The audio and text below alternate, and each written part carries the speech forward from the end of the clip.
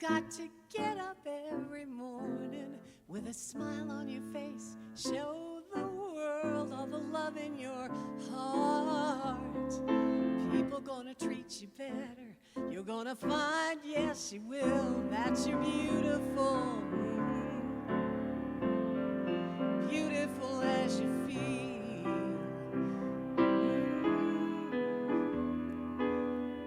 Waiting at the station with the workday window blowing. I've got nothing to do but watch the passers-by. Mirrored in their faces, I see frustration growing, but they don't seem to notice. Why do I?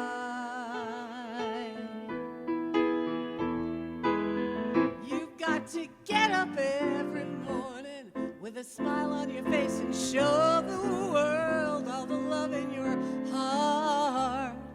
People gonna treat you better, gonna find, yeah, you will, that you're beautiful. I know you're beautiful as you feel.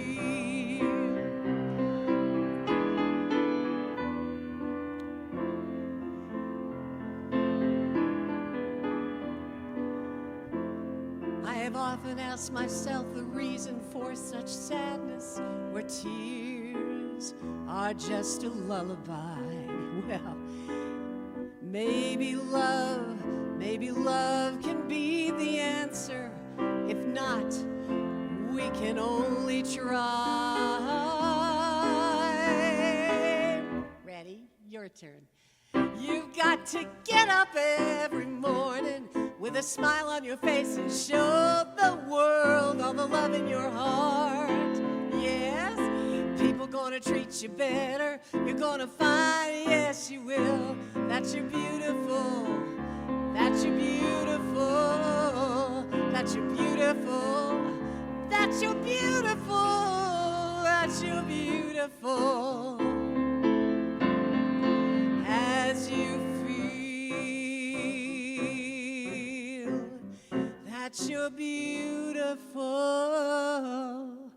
as you feel.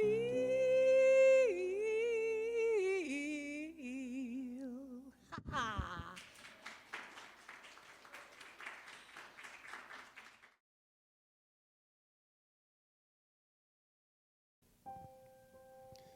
And today, as we continue our march into March to explore the unlimited possibilities that unfold for our growth and for our expression, when we look at and ask ourselves the question, what if?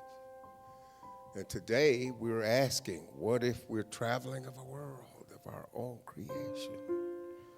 I give thanks for everybody that has come here today to help celebrate our oneness in that one perfect life that becomes what it loves, makes things out of itself, including each and every one of us. I know that everything that takes place here today will be absolutely perfect in every way. Give thanks for all those who are here, all those who will hear this message going forward, for all of the people here in Aurora and the state of Colorado, United States, planet Earth, and all over the universe. I know that we are all traveling together. And with this focus on co-creating with the divine, I know that there's a world that works for everyone in that divine universal mind. I give thanks for that. I give thanks for everyone who's come together to make this celebration possible. Give thanks for their light, for their divinity, and for the light and divinity of everyone in this space at this time. And I release these words in the divine law, where they're already done in the universal mind. I let this go, I let it be. Together we affirm, and so it is. I have got a quote sandwich for us for our words of inspiration, two from our honorable founder, Dr. Ernest Holmes, and one in the middle from Arjuna Arda, the author of Awakening into Oneness. So let's start with Dr. Ernest. It makes little difference what method one pursues in arriving at spiritual realization. The method is the way, the road he travels.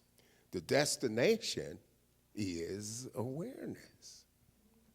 From our guest, in the absence of inner conflict, one knows what to do quite naturally without having to think about it. Our arduous mental processes are replaced by trust in and surrender to something invisible and universal. And batting cleanup, our honorable father, Dr. Ernest Holmes, who said, you need not mold your life after another. Trust yourself. Believe in your direct relationship with life, and you will not be disappointed. Do not wait. Today is the time to start. Right where you are is the place to begin. So, oh my gosh, it's so good to be back with you. So much is happening in our community. So much is happening in our state and in the world. And it's a joyous and fascinating time to be alive. Good to share the planet with you, beloveds. So, you heard Russell last week share that our monthly theme is what if, right? For anybody who is in that place of possibility, for anybody who is in that place of conceptual thinking, we hang out there a lot. What if? We could do this, and we could do this, and what about that? And let's turn that upside down and inside out, and oh, look, a squirrel. So there are any number of us who are very comfortable in that space, and some of us who are not, and you are welcome here too. We welcome diversity in all of its forms. And so today we're going to be looking at traveling in a world of my own creation. So for me, what that looks like is you all have been very patient and very supportive as I have shared an important part of my life journey in my tours and my travels with the musical group Up With People. And the definition or the mission statement of Up With People back in the day was to build bridges of communication and understanding between the different people, countries, and cultures of the world.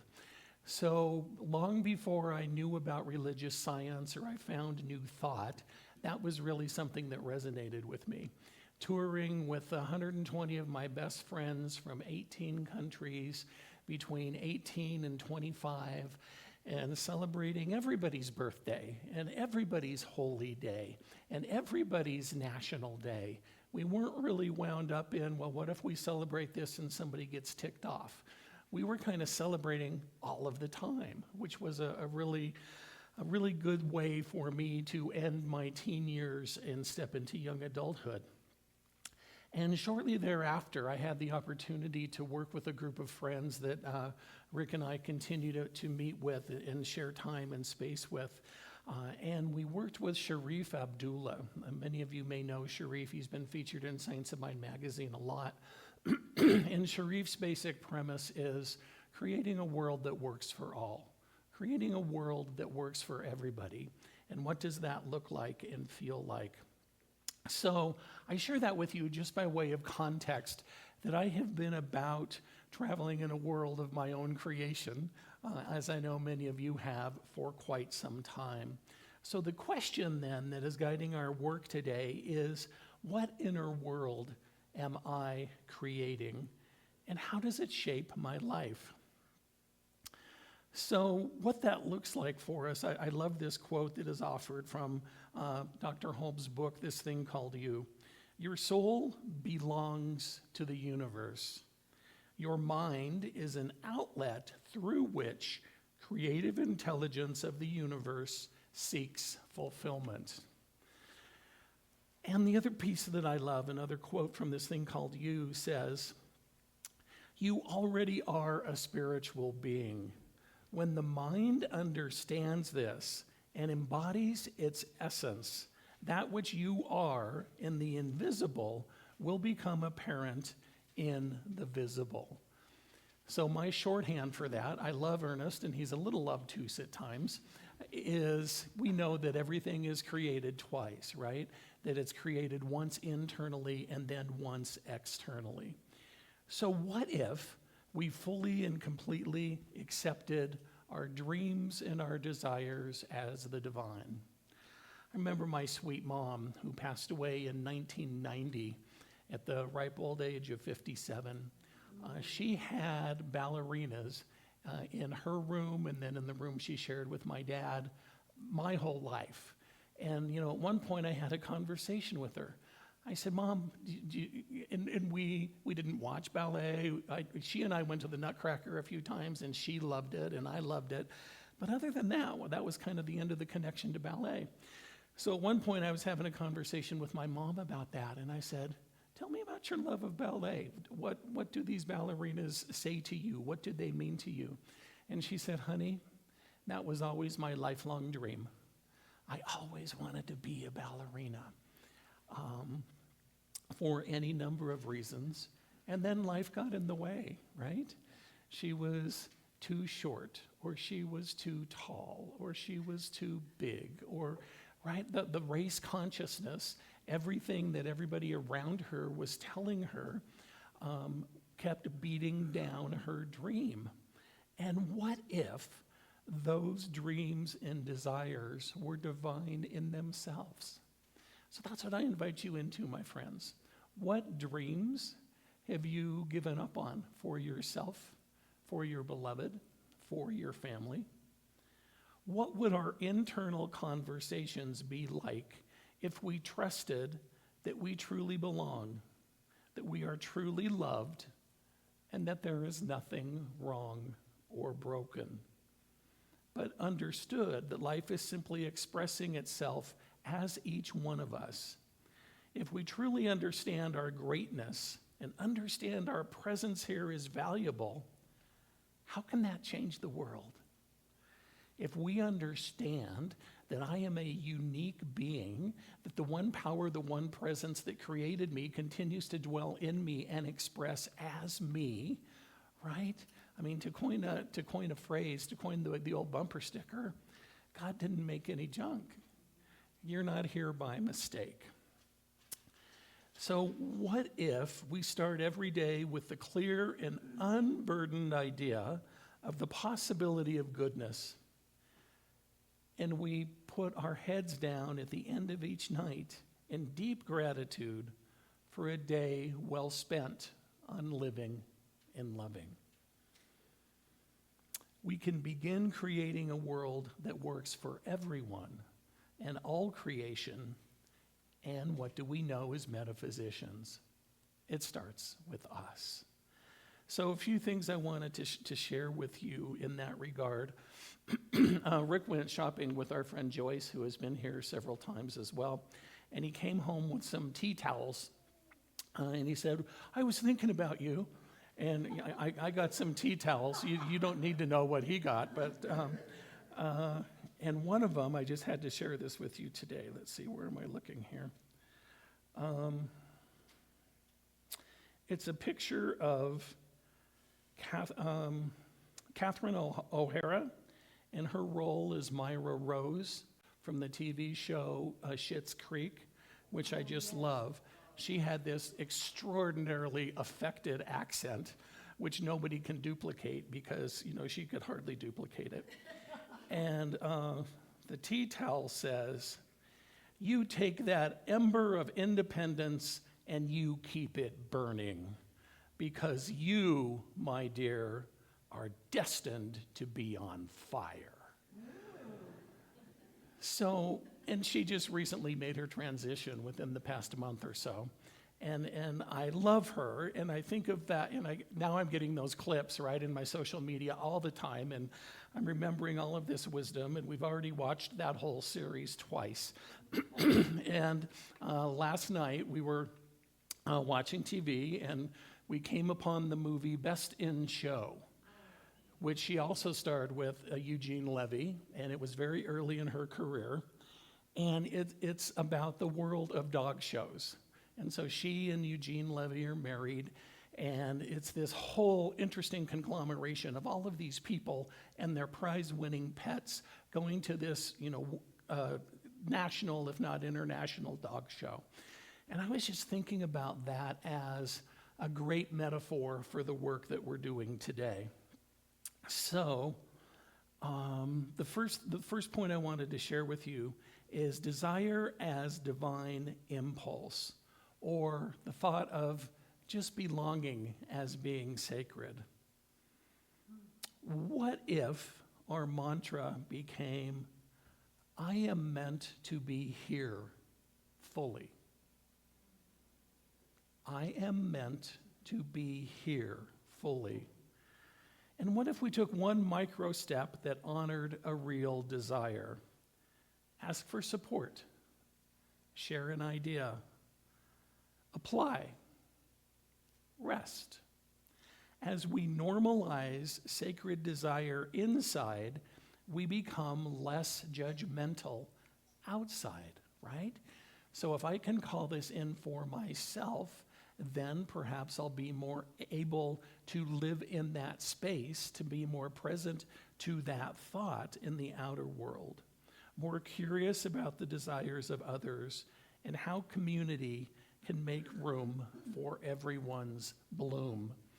So as I look at that then, through the lens of Best in Show, through all of these interesting beings coming together with their beloved pets, from the Shih Tzu to the Standard Poodle and all of them in between, the film becomes a metaphor and provides insight, essentially a parade of human desire on display. Earnest, absurd, tender, and sometimes wildly disappropriate or inappropriate and disproportionate. Beneath the satire, it's a study in what happens when our inner worlds go unchecked, or perhaps beautifully expressed. So with that first point then, reclaiming desire as divine impulse. If you're familiar with the show, I won't take a lot of time, but I recommend it. It's 90 minutes of a lot of fun and time well spent. I'm thinking about the characters Sherry Ann and Leslie Ward Cabot. Leslie Ward Cabot is a 90-something millionaire, completely nonverbal throughout his role in the movie, sitting in a wheelchair, old, gray hair, almost comatose. And Sherry Ann, who's played by Jennifer Coolidge, who is just a hoot, talks about their 40 or 50-year age difference and how they're very much on the same page. And their desire to win the show, they're the ones with the Standard Poodle. Their desire to win the show is operatic, it's dramatic, it's indulgent, and yet it is pure. They want to win. They want recognition. They want their dog, humbly named Rhapsody in White, to shine. The comedy comes from how unfiltered their desire becomes. But underneath the satire is something profoundly human, the longing to be seen, to excel, and to matter. So, in science of mind language, the desire is not accidental. It is the universe seeking fuller expression through us. So the Ward Cabot's passion, though misdirected at times, is alive. What if, instead of judging our desire or diminishing it as egoic, we saw it as divine impulse asking to be clarified? What if the question isn't, should I want this? But rather is, what is this desire really pointing toward? What am I seeking? Recognition, belonging, beauty, contribution? When we reclaim desire as sacred energy, rather than embarrassing neediness, we move from frantic striving to conscious creation. The film exaggerates desire for laughs, but it also reveals its raw power. The second point I wanted to share with you is that of unity without uniformity, or difference as design. At New Dawn, we affirm unity without erasure. We welcome everybody. Oneness doesn't make us the same. It makes us responsible for one another. The inner world we're building values difference, whether in story, in body, in language, in faith, in pronouns, in passport.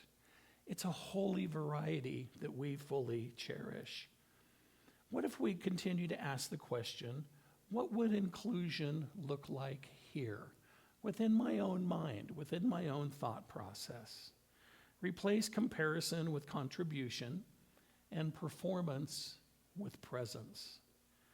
We can honor shared principles of dignity, safety, and fairness while allowing many expressions of those God qualities. As we bless difference within our own mixed feelings, our histories, our strengths, our challenges, we grow capacity to bless difference without. The result is less defensiveness, more collaboration, and communities that widen the circle without culling the herd, without thinning anyone out. So back to our best of show analogy then, the genius of best in show is that every handler believes in their dog. And their lifestyle is superior. From the neurotic yuppies to the outdoor shop owners, from the high-strung poodle elites to the laid-back bloodhound lovers, the show gathers widely different personalities under one roof. They compete fiercely. They judge each other. And yet, they all belong in the same ring. Unity without uniformity means recognizing that we do not need sameness to experience connection. The dog show works precisely because there is a diversity of breed, of temperament, of grooming style, and handler eccentricity. Imagine if every dog were a poodle. There would be no competition, no texture, no story. In spiritual community, the same is true. What if we celebrated difference not as a threat, but as a necessary contrast? The film gently mocks the absurdity of thinking one expression is inherently superior. The deeper the teaching, we can stand fully in our own lane and still share the same field. Unity is the ring. Uniformity is the myth. And thirdly, I would share with you curating our own inner climate, right? Seed, soil, plant analogy, once again. How do we tend to our own spirit, to our own souls? If the mind is an outlet for creative intelligence, what we know is our self-talk shapes the worlds we build. In a polarized era, we choose an inner climate that expands, not contracts, our view of humanity. So what if we ask, what reduces harm and increases dignity here, within my own soul, within my own circle? As our inner atmosphere grows clearer, less cynicism, more principled hope, our words, our choices, our policies, and our partnerships begin to reflect it. The outer world slowly matches the sanctuary we're stewarding within. So as we talk about curating a kinder inner climate through the lens of the dog show, I'm reminded of the character whose name is Harlan Pepper. He's the sweet, guideless fisherman played by Christopher Guest. Harlan is unpolished, to put it mildly. He's unaware of the elite codes of the dog show circuit. He simply loves his bloodhound.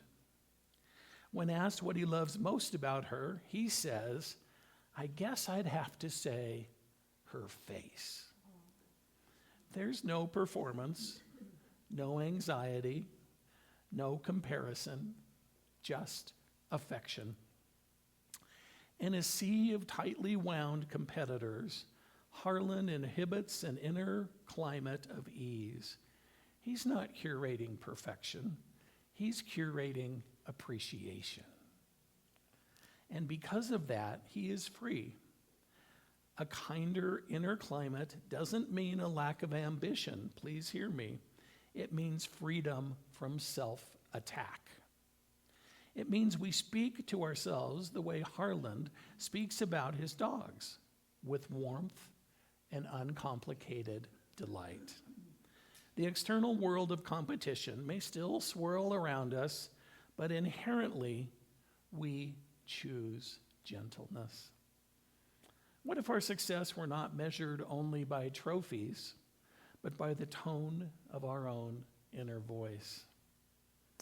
In Best in Show, the satire makes us laugh, but the spiritual invitation is serious.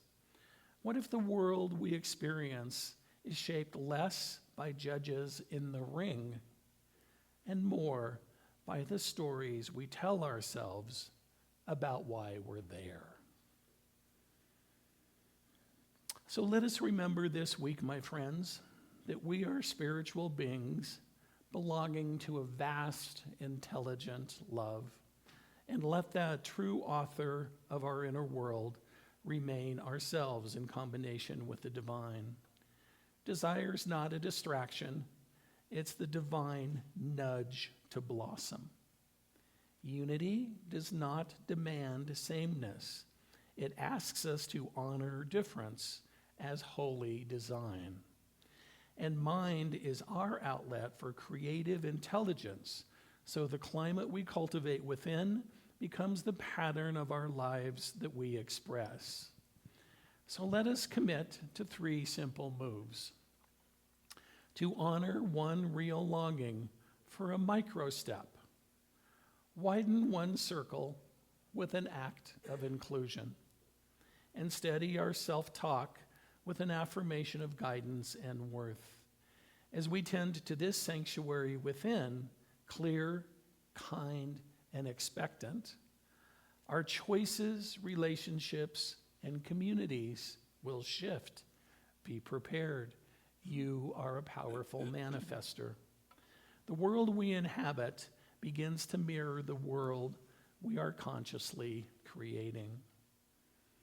So how do we live this principle at New Dawn? What do we do right here on the ground?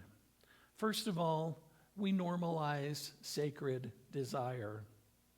We actively create spaces where people can name what they truly long for: belonging, healing, purpose, creativity, without shame or apology or guilt.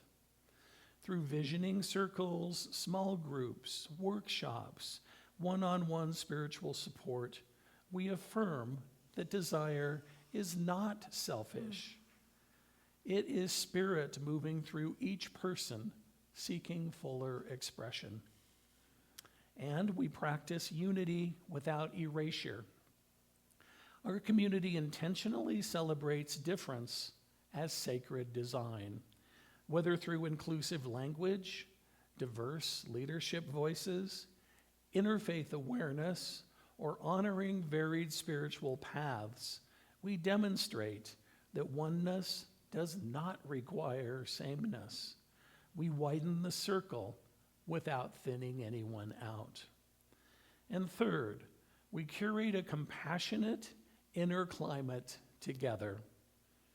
We actively cultivate practices that shape thought toward dignity and possibility: affirmative prayer, gratitude rituals, reflective journaling, compassionate dialogue. We help one another choose words and thoughts that expand rather than contract the field of human connection. So, my friends, please join me in prayer. My practitioner prayer partners would please stand and join us in consciousness. There is one life, vast, intelligent, creative, moving as all that is. This life is not distant. It is not withheld.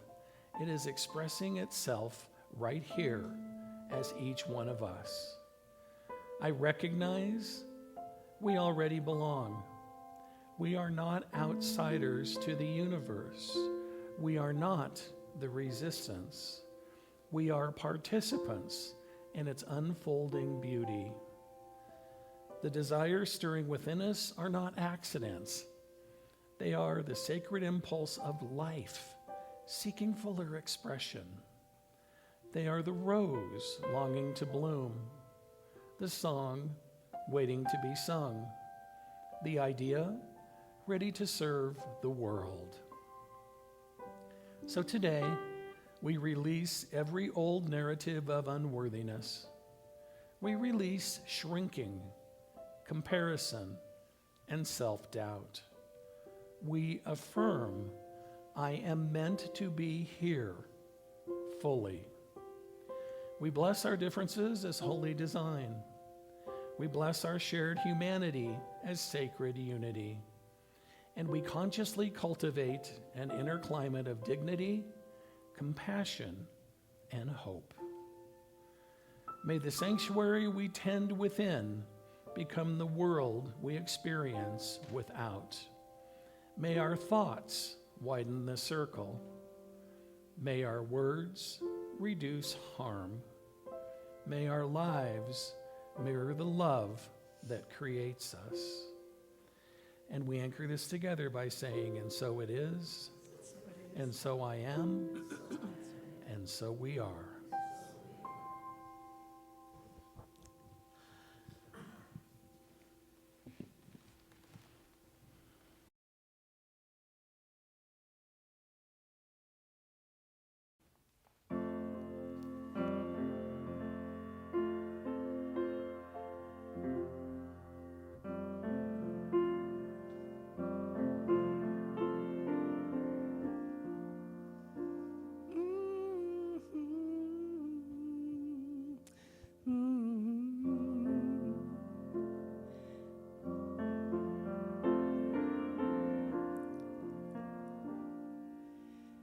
The world is full of people like you and me who dream. Beautiful crystal visions, wonderful imaginings. But it's not just that we dream, though that's a very vital thing. We've got to do more than dream, believe.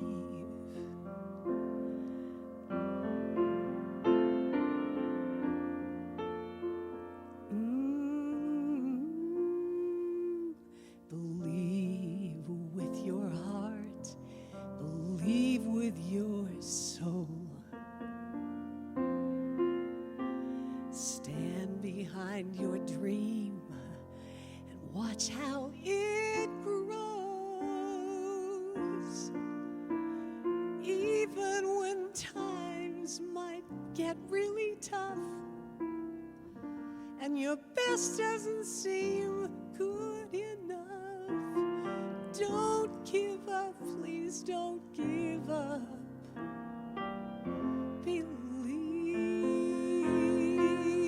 Believe in yourself. Believe in who you are. Think of the rivers you've already crossed. You've traveled so far. Believe you've can happen for you. Work, try, don't you give up. Your dream will come true.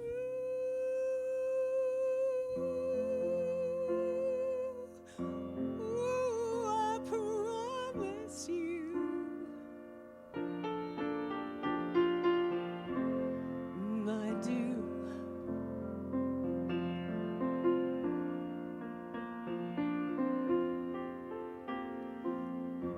Let your dream glide till it shines right up there with the sun.